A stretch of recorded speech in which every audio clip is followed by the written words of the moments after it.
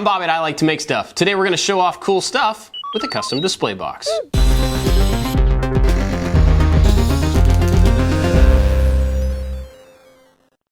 This is a model kit of R2-D2 from 1977.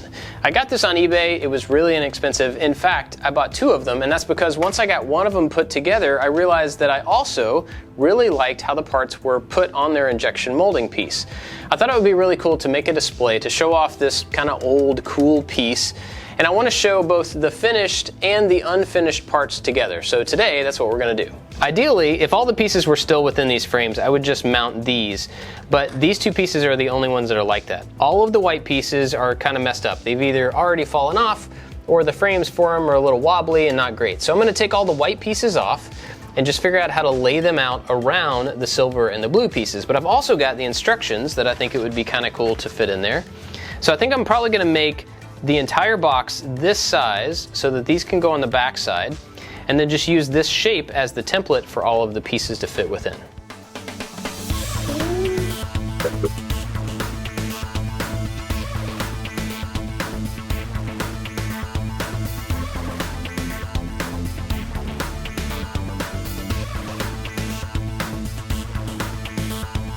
I think I've got all the pieces laid out in a way that's going to look really cool when it's on display.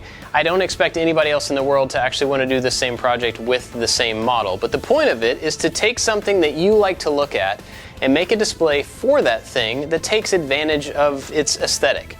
So what I'm going to do with this is actually make a shadow box to show this model off, but I'm going to build it in a way that kind of fits the universe. It fits the thing itself. And part of that is actually just using whatever materials make the most sense. In this case, I'm going to make the inside of this box out of black foam core. You've seen me use this stuff before. It's super inexpensive and easy to work with, and it's going to give a nice black background so that all these silver and blue and white parts really pop off. So the first step here is to build the inside of this box using this and get all these pieces mounted, then we'll make the outside.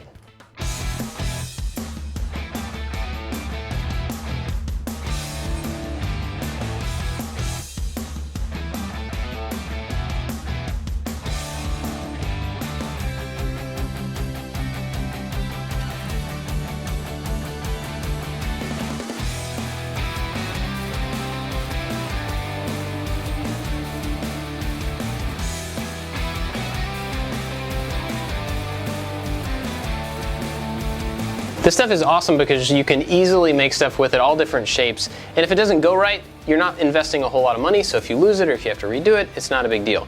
This particular piece is actually going to go inside of another outside box. And so the glue I put on here is just to hold these pieces together. It's not strong, it doesn't need to be.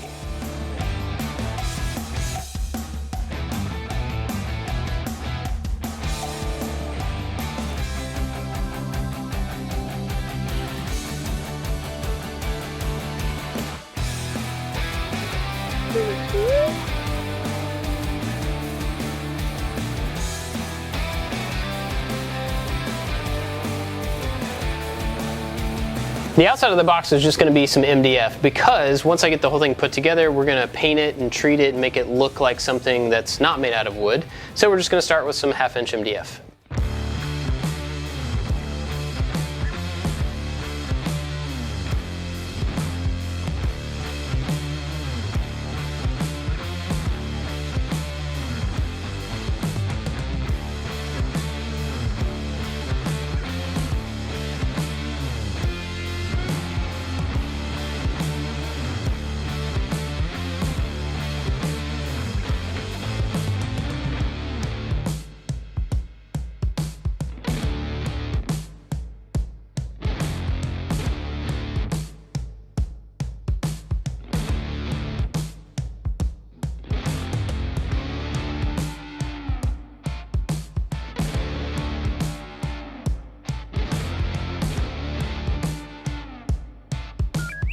Now that we've got the box done, I went ahead and cut another piece of MDF to act as the front of the box.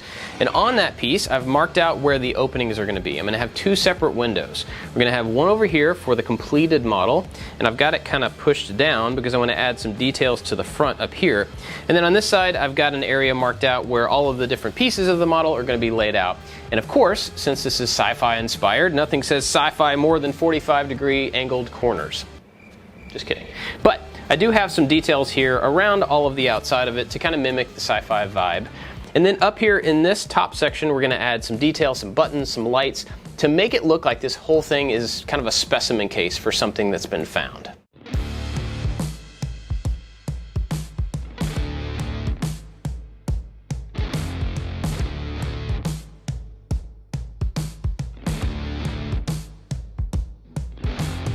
Obviously, if you have a CNC or maybe even a laser, you could do something like this even more precisely, even quicker, but I just want to prove that you don't have to have a tool like that to get something like this done.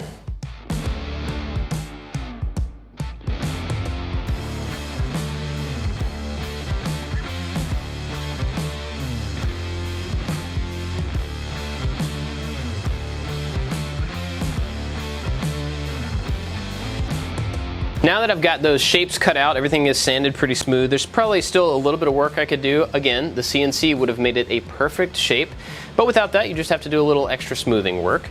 The next thing will be to add a detail to the outside, and I think I'm going to add a little chamfer along the outside edge. I'm going to do that on the table saw. I'm going to leave the box behind it squared off. There's no real reason to add any shape to that, so we're just going to add the chamfer along these edges.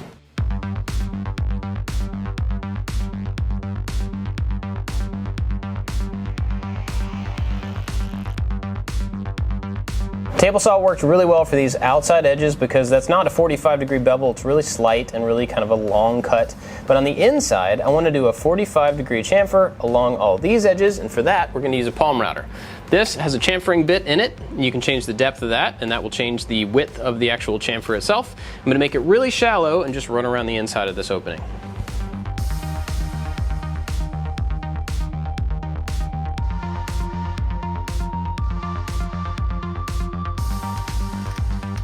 That little bevel added a whole lot to this. I really like the look of that, and it was a simple addition. Next up, we need to paint the whole thing.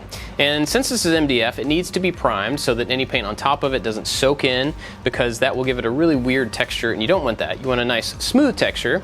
So we're going to do a couple of coats of filling primer with some sanding in between. And really, we just need to do the front of this piece and the outside. We don't have to worry about the inside, and that will cut down on sanding time and painting time quite a bit.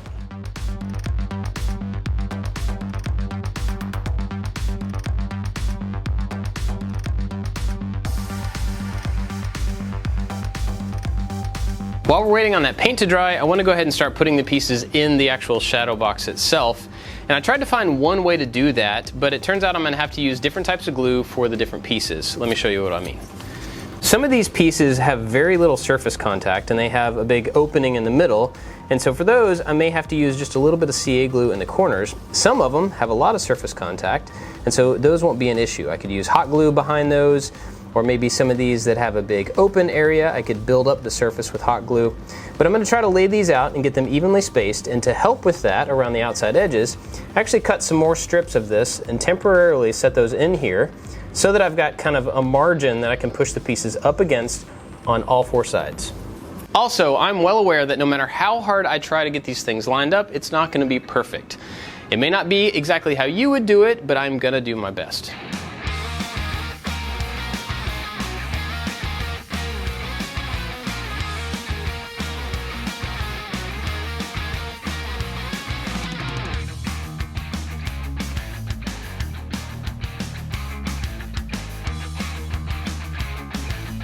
I've done this side right here, and now I'm going to move to the opposite side and try to keep the same spacing. That way I can work from the outsides inward and then kind of adjust as I need to for the different items.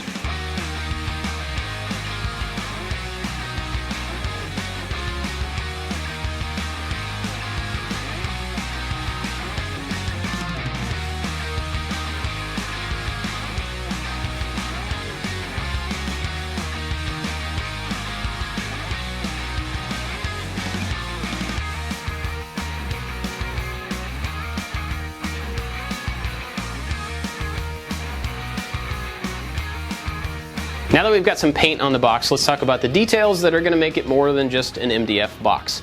In the top right corner, there's going to be a little control pad, some kind of fake controls that you would interact with to do whatever this box is supposed to do. We're going to use some real elements like this push button. It's got an LED on the inside of it, so we'll add some battery power to the back and make that light up. But we're also going to use some fake elements. This is a resin print of a toggle switch, and we made this so that it's the exact same size as the buttons that I got. We're going to paint this and just stick it on the front. And we're also even going to think about the screws that are used to put the front panel onto the box. Rather than just using a Phillips head screw like you might find here on Earth, we're going to use something just a little bit different, a star head screw, so that it doesn't stand out. We'll probably just paint this black as well so that it fades away even more. This type of detailing is done a whole lot on the YouTube channel Smuggler's Room. My buddy Brian runs that channel, and he does a fantastic job of making props and entire rooms in this style. He's really, really good at it. If you're into this, you should definitely go check him out. All right, let's start working on this.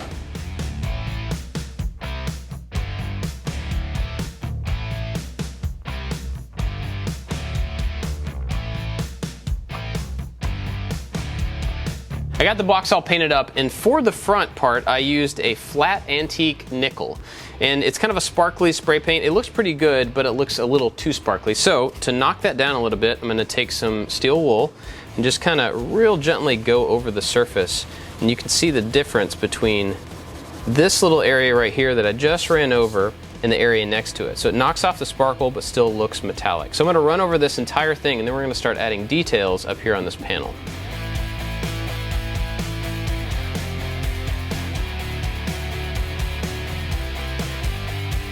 Now for the little control panel up top, I've laser cut out two pieces, one as a backing board and then one as a little border that's going to go around it. I'm just going to glue those together, and then those are going to go on right there. On this panel, we're actually going to put on some electronics and some doodads to make it look like it's a real panel. I've got some push buttons here that we're going to drop in. I've got some fake buttons that we resin printed. I've got some pieces of metal from a box of stuff that I have that we're going to stick on, and a couple of functional buttons. So we've got these little latching buttons, and these are actually going to go on and control the LEDs. The LEDs are going to be battery powered, and they're going to be inside the container to light all of its contents.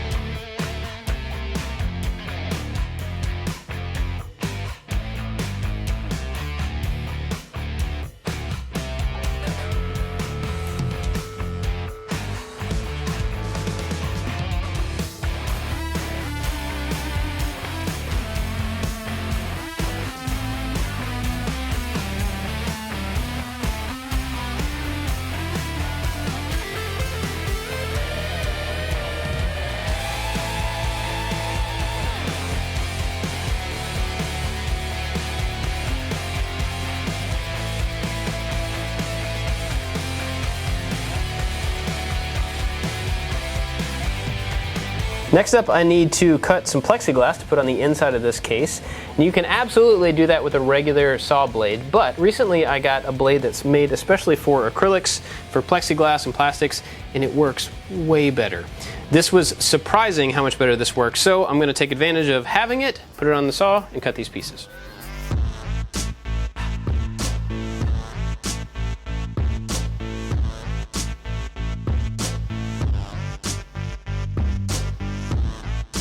I didn't have enough plexiglass to make one long piece, so I'm actually cutting the big area, and then I'm going to get the small area out of this. So I had to make kind of a diagonal cut here, and I'm going to use this kind of acrylic cutter knife thing that I got online to just score along this line, and then I can snap it off.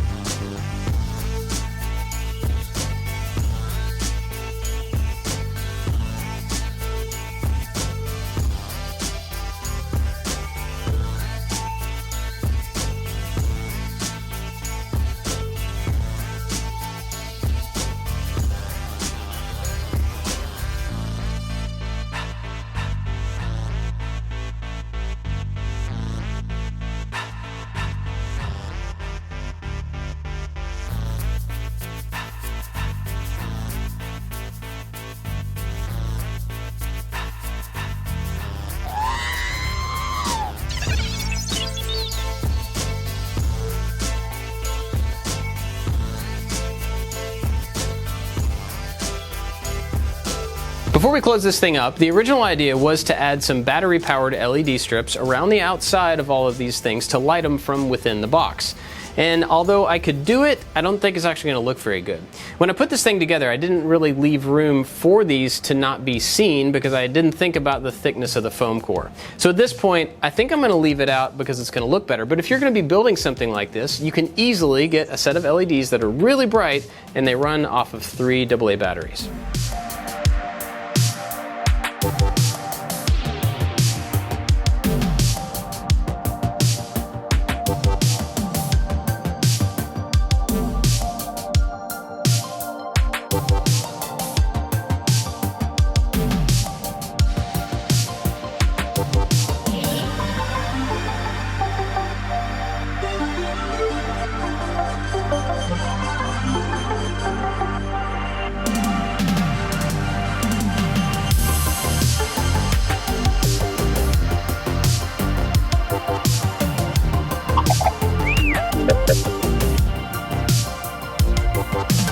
Overall, I'm super happy with this thing, but I do think it needs some LEDs somewhere. At the very least, these buttons can light up, and I can actually use this switch to turn them on and off and hide a 9-volt battery behind this thing. I'm not exactly sure where this thing's going though, so once I figure that out, then I may add the lights. Again, if you like this style of project, go check out Smuggler's Room. It's a really cool channel, and Brian's a really good guy. We've got tons of other types of projects that you may want to check out, and if you're not subscribed, make sure you do that as well. That's it for this one. Thanks for watching. We'll see you next time.